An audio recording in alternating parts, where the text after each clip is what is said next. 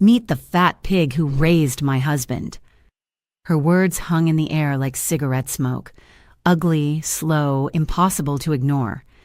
And when the table erupted in laughter, I realized something. Humiliation only burns when you let it. That was the moment I stopped shrinking. That was the moment I decided to remind them exactly who I was.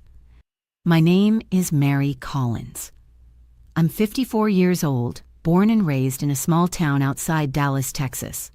And before I tell you what happened that night, before I let you inside the kind of betrayal that leaves fingerprints on your soul, I need to know something. Where are you listening from tonight? Because I've learned that stories like mine, they don't belong to one town, one family, or one mother. They travel from one kitchen table to another, carried by women who've been laughed at, dismissed, or forgotten. Now let's start where everything changed, that cursed dinner. It was a Thursday evening, late spring. The kind of night when the air outside smells like honeysuckle and rain. I'd been invited begrudgingly to a dinner at my son's in-laws' mansion. A family gathering, they called it. But I knew what it really was, a showcase of power. A night for them to feel bigger, richer, cleaner than the rest of us. When I arrived, the valet hesitated before taking my keys. I could see it in his eyes, the quiet calculation. My car wasn't luxury, it was reliable. 10 years old, clean, paid in full. To me, that meant pride.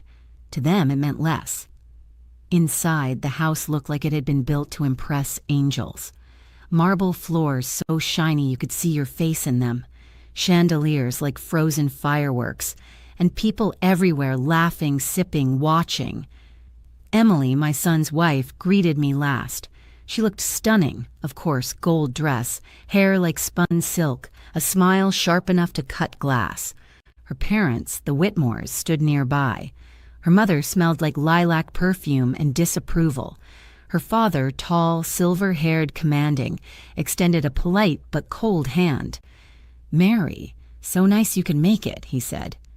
"I wouldn't miss it," I answered, even though we both knew I almost had.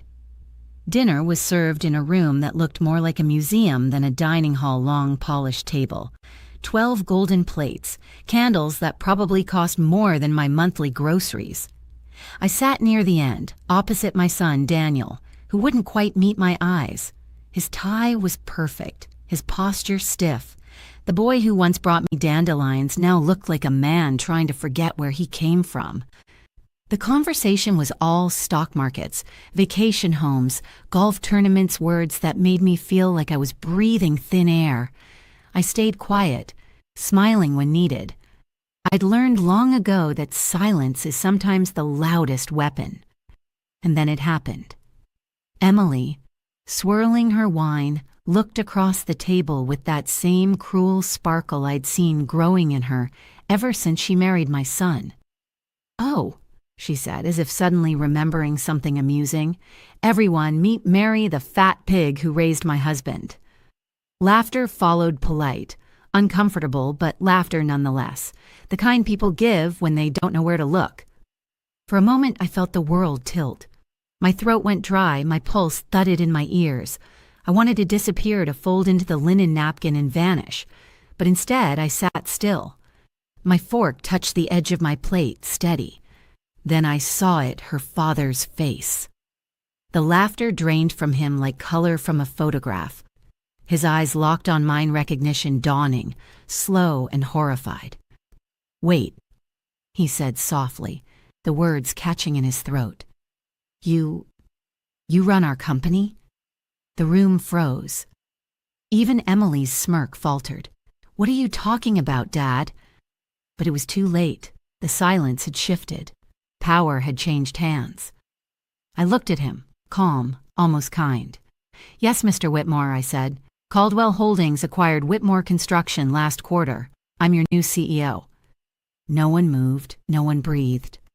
I reached for my water glass, took a slow sip, and smiled.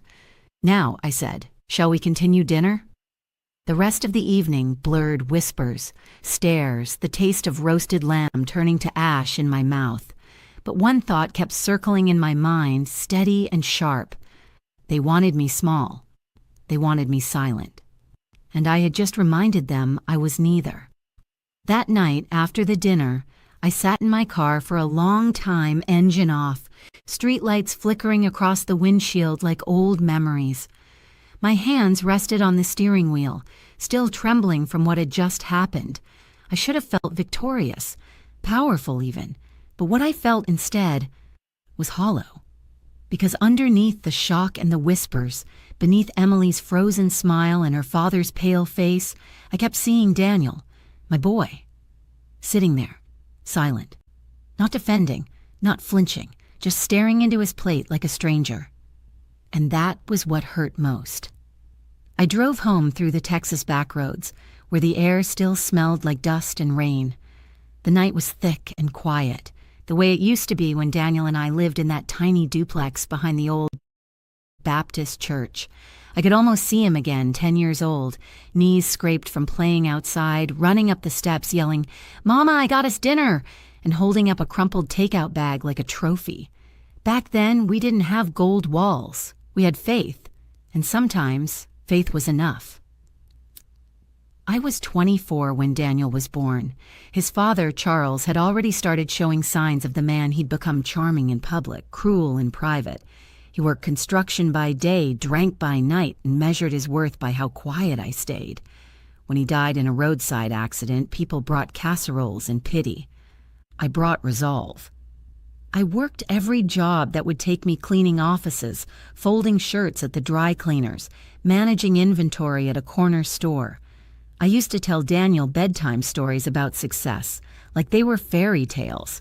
One day, I said, we'll have our own house, one with windows that open right and floors that don't squeak when we pray.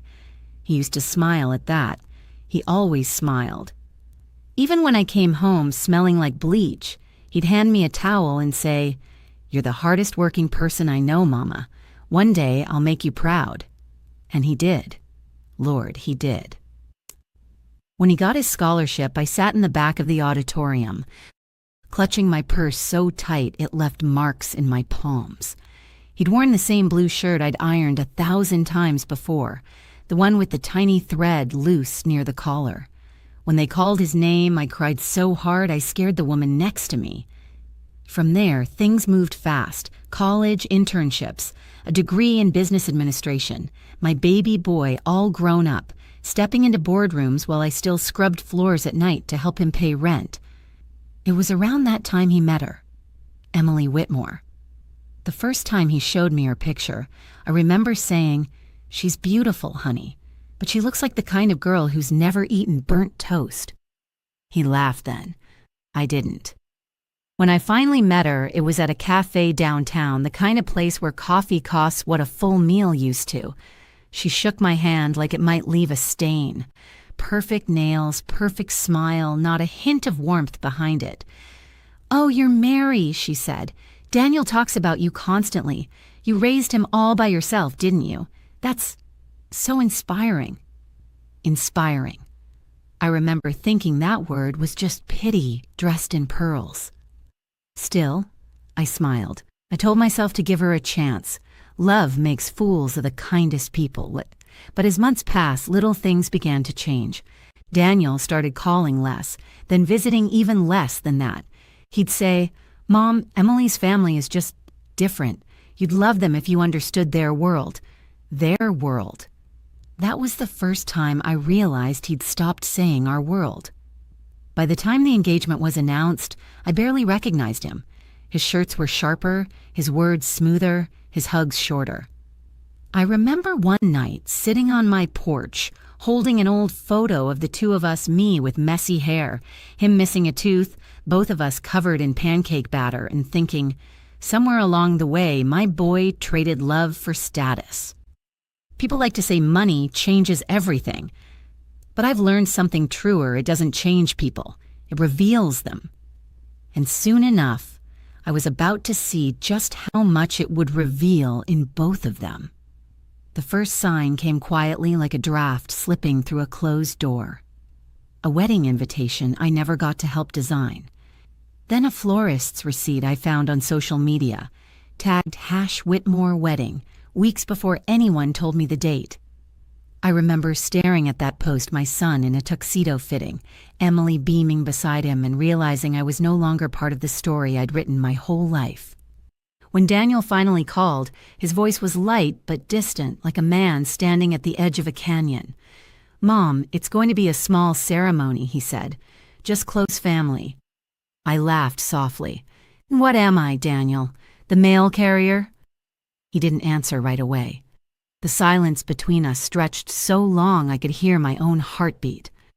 "Emily's family. They have certain expectations," he said finally. "They're covering everything and, well, they want to keep it elegant. You know how appearances are." Appearances. That word cut deeper than any insult. When I hung up, I sat at my kitchen table staring at the invitation that never came, my hands shaking. The table was scratched, the chairs mismatched, but it had held more love than any ballroom ever could. The next time I saw Emily's parents was at the rehearsal dinner. I went because I refused to vanish. Her mother, Lydia, looked me up and down, her smile thin as lace. "Mary, dear," she said, touching my arm, "we didn't think you'd make it. I know it must be a bit overwhelming for someone of your background." I smiled. "Overwhelming? No, ma'am. I've cleaned bigger rooms than this." Her smile faltered. I caught Daniel's eyes across the room, the faintest flicker of embarrassment, maybe even guilt, but he said nothing. After they married, my visits grew shorter. My calls went unanswered more often. When I did come by, Emily was always just heading out. Once I brought over a chocolate cake, Daniel's favorite since he was 8. I left it in the kitchen while I went to wash my hands. When I came back, it was gone. Emily stood at the counter, smiling, wiping her hands with a paper towel. "Oh, that? I tossed it," she said casually. "We don't really eat homemade things. I'm sure it's sentimental, though." For a moment, I couldn't breathe. That cake wasn't just food, it was memory, tradition, love baked into flour and sugar. But I said nothing. I just nodded and left, the smell of cocoa following me out like a ghost. That was when I began to see their world for what it really was, polished, but hollow. Emily's family spoke in numbers and deals, not feelings. To them, people were either assets or liabilities. And my son, my Daniel, had become their most valuable acquisition. One afternoon, I overheard Lydia talking at a charity event. "He's such a good investment," she said to a friend. "Emily really landed a future executive. Mary must be thrilled. I mean, for someone from her world, my world, as if they existed on separate planets." But what they didn't know was that my world had been quietly expanding. While they spent their days sipping champagne and comparing handbags, I was building something far more enduring, Caldwell Holdings, my consulting firm. It started with a single client in a small office space above a laundromat, but within 5 years, we were handling multi-million-dollar accounts. And one of those accounts, fate has a strange sense of humor, was Whitmore Construction, Emily's family's legacy business. When my lawyers told me, I almost laughed. I remember whispering, "God doesn't always shout his justice. Sometimes he signs it in ink." I didn't tell Daniel. Not yet. Not until I had to. Because some lessons, the kind that burn arrogance down to ash, can't be taught with words. They have to be lived. It would take one dinner, one cruel joke, and one stunned silence for them to learn exactly who I was. And when that moment came, I promised myself something: I would not raise my voice. I would not fight for space at their table. I'd let them hand it to me, trembling. When the paperwork went through, it didn't feel like revenge. It felt quiet, almost holy. The email came on a Wednesday morning. Caldwell Holdings officially acquires controlling interest in Whitmore Construction. Just like that, with a few signatures and one digital transfer, the same family that had mocked my name now answered to it. I didn't gloat. I didn't even smile. I simply closed my laptop, poured myself a cup of coffee, and whispered, "Well, Lord, that's something, isn't it?" For years, I'd kept my success private. I preferred small victories over grand announcements. The business grew from consulting to full acquisition strategy. We helped companies restructure, refinance, rebuild. I'd built an empire not from greed, but from grit. Every penny came from late nights and long days, the kind where you forget to eat, the kind where you mop your own floors after firing half your staff to keep the company alive. By the time we landed Whitmore Construction, Caldwell Holdings had offices in 3 cities, a board of directors, and a reputation for taking broken systems and turning them to gold. But the Whitmores didn't know that. Not yet. The first time I walked into their corporate headquarters as an investor, I felt that old heat of insecurity rise in me, the same one I'd felt in their marble mansion. Their receptionist gave me that look I knew too well. Polite confusion dressed as superiority. "Excuse me, ma'am," she said, forcing a smile. "Investors usually come through the executive entrance." I smiled right back. "That's fine, sweetheart. I like to see how the real work gets done." Inside, I sat at the long conference table where generations of Whitmores had made their fortunes. There was an oil painting of the patriarch over the mantel, the kind of self-portrait that screams legacy. When the meeting began, I introduced myself simply, Mary Collins representing Caldwell Holdings. The CFO blinked, flipping through the papers in front of him. "I didn't realize you were that Caldwell," he said. I nodded, calm. "The only one that matters." I kept my distance from Daniel and Emily during those months. It wasn't easy, he called sometimes, asking about family things, small talk mostly. I could hear the strain in his voice. "Work's been stressful," he'd say. "I bet it has," I'd reply. Neither of us mentioned the company name. "Oh, I was preparing something bigger." The Team Mary wasn't just a weapon, it was a mirror. And I needed them to see themselves clearly, every crack, every cruel reflection. Then one afternoon, an embossed envelope arrived at my office. Inside, "You are cordially invited to a dinner celebrating the Whitmore family's continued success and partnership with Caldwell Holdings." I laughed, an honest, surprised laugh that echoed in my empty office. They had no idea who had signed the checks keeping their company afloat. That dinner, the same dinner that would later become legend, where Emily's laughter died mid-breath. But before that night, I spent hours standing before my closet, debating what to wear. Power doesn't need sequins, it needs presence. I chose a deep navy gown, simple but commanding, the kind of dress that whispered, "I don't need to prove anything." Before leaving, I looked at a framed photo on my desk. Daniel, age 7, holding a cardboard sign that read, "Mama's Hero." For a second, my chest tightened. I wasn't walking into that dinner for revenge. I was walking in for that little boy who once believed his mother could do anything.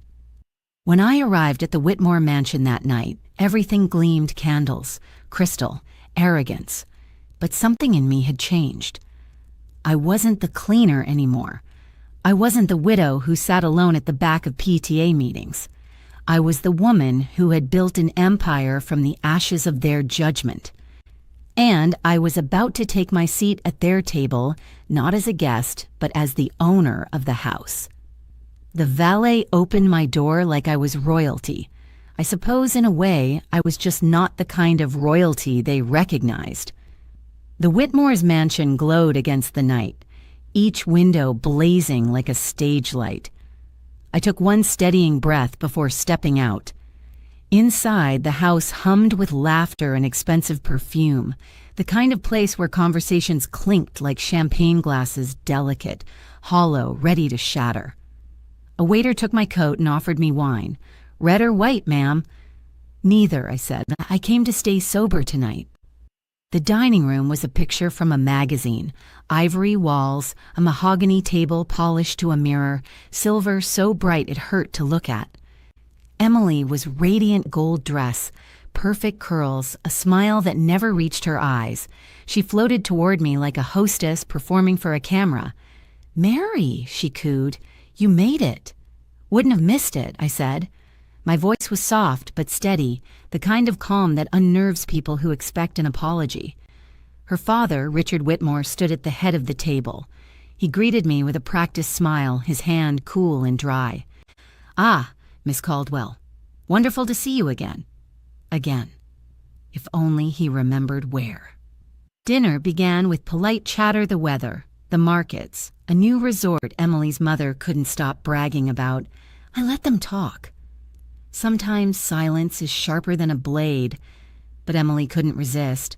I saw the way she glanced at her friends, that tiny smirk she got when cruelty was about to cross her lips. "Oh, everyone," she said suddenly, waving her fork in the air. "I completely forgot to introduce you properly." Her voice turned honey-sweet and venom dripped beneath it. "Meet Mary, the fat pig who raised my husband." The laughter came slow, polite at first, then louder. It wasn't the sound itself that hurt. It was the echo of every time in my life someone had looked at me and seen less. I didn't flinch. I placed my fork down gently, the silver clinking against porcelain like punctuation. Daniel's head bowed. His hands fidgeted in his lap. Not a word, not a sound. And then the room changed. It was so subtle, most didn't notice, but I saw it.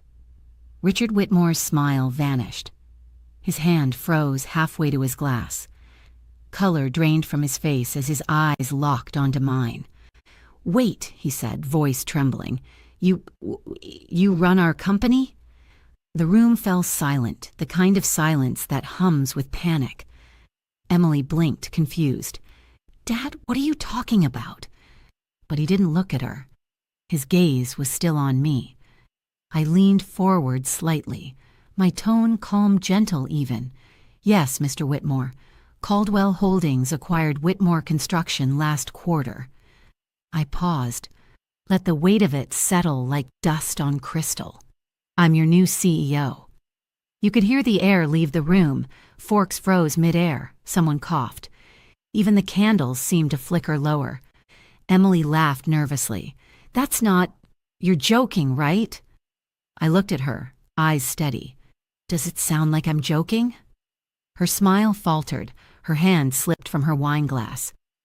Across the table, Daniel finally looked up, really looked. His face went pale, then red, shame flooding every feature. I wanted to reach for him, to whisper that I forgave him, but this moment wasn't about comfort. It was about Mary. Richard cleared his throat. "Miss Caldwell, Mary, I had no idea." "I know," I said quietly. "That's what makes this so poetic."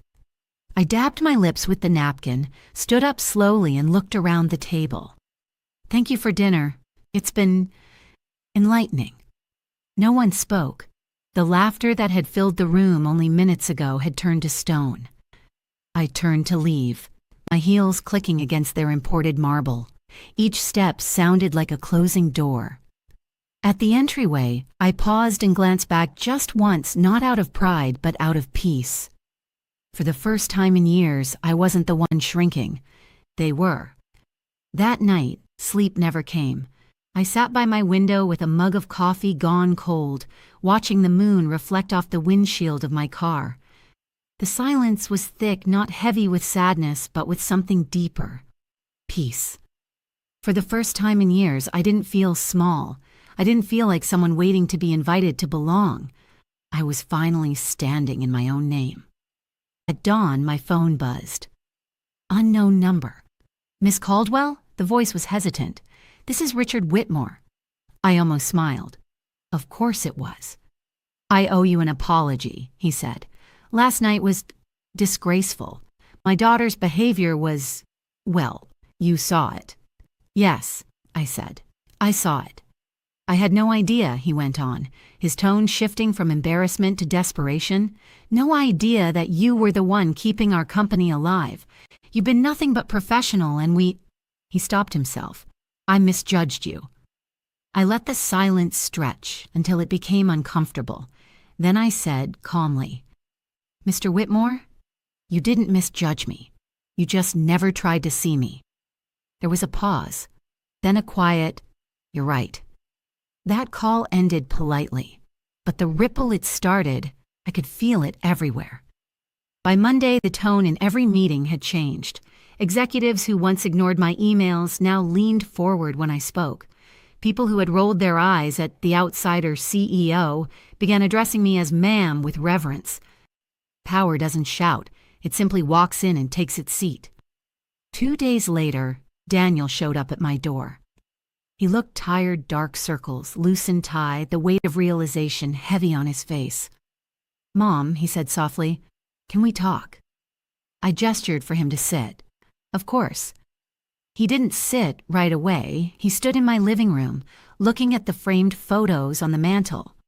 Birthdays, graduations, the two of us standing outside our first apartment, smiling like the world was ours. "I didn't know," he said finally, "about your company, about any of it." "I didn't hide it," I said, "and you just stopped asking." He winced, nodding. "Emily told me you'd embarrass us, that you'd make her family uncomfortable. I thought I was protecting peace." "Peace built on disrespect isn't peace," I said quietly. He sat down then, shoulders slumped. "She's been crying all morning," he muttered. "Says she didn't mean it, that it was a joke." I shook my head. Cruelty dressed as humor is still cruelty. He looked up, eyes glassy. "I'm sorry, Mom." I studied him, the boy who once held my hand crossing the street, now a man learning humility in the hardest way possible. I wanted to stay angry, but love, the real kind, doesn't always shout either. So I reached across the table, touched his hand and said, "I forgive you, but forgiveness isn't the same as forgetting." He nodded, silent tears slipping down his cheeks. After he left, I walked to my home office and opened the blinds. The sun was rising, soft gold spilling across my desk. My reflection glimmered faintly in the window, older, stronger, finally free. That night had shifted something inside me. For so long, I tried to prove myself worthy of their acceptance, of my son's approval, of society's permission to exist without shame. But standing in that dining room, I realized I didn't need any of it. Respect earned through endurance is stronger than any title. A week later, a bouquet arrived at my office. White lilies. A note attached. "For teaching us what real grace looks like, R.W." I smiled, placed the flowers in a vase, and moved on with my day. The world hadn't changed. But I had. It's been 3 years since that dinner. The lilies from Richard's apology long withered, but I kept the vase, not as a trophy, as a reminder that power wrapped in arrogance is fragile, and Tamari always finds its way to the surface. The Whitmores still run their construction firm under my company's umbrella. We meet once a quarter. It's always professional, always polite. Emily avoids eye contact. That's fine. Some lessons leave bruises they'll never admit to. Daniel comes home more often now. Not to impress, not to apologize, just to be. He calls every Sunday morning, even if only to ask, "You had breakfast yet, Mom?" Sometimes we sit together in silence, watching the world outside my kitchen window, and that silence feels like healing. Last month, he brought someone new with him. Her name's Lily, his daughter, my granddaughter, barely 6 months old, eyes wide like her father's when he was little. When he placed her in my arms, I felt something unlock in me. That same pulse of love, fierce and unconditional, but softer this time, calmer. I whispered to her, "You come from women who don't bow." She smiled that gummy, innocent grin, and for a moment the world felt forgiven. I keep thinking back to the girl I once was, the widow scrubbing office floors, praying over overdue bills, the one people pitied, the one who used to whisper to herself, "Just keep going." She had no idea she'd become the woman in the mirror today. I still live in the same house, not because I can't afford better, but because every brick here carries my story. The porch where Daniel took his first steps, the kitchen where I used to count coins in a coffee tin, the mirror above the sink where I'd once traced the wrinkles forming and wonder if they meant failure or survival. Now, when I look in that mirror, I see something else entirely. I see strength disguised as softness. I see a woman who was underestimated, and yet she built an empire quietly enough to surprise even those who mocked her. I see peace. One night, not long ago, I found myself standing on that same porch, coffee in hand, thinking about Emily, about all the people who've thrown words like stones and expected me to crumble.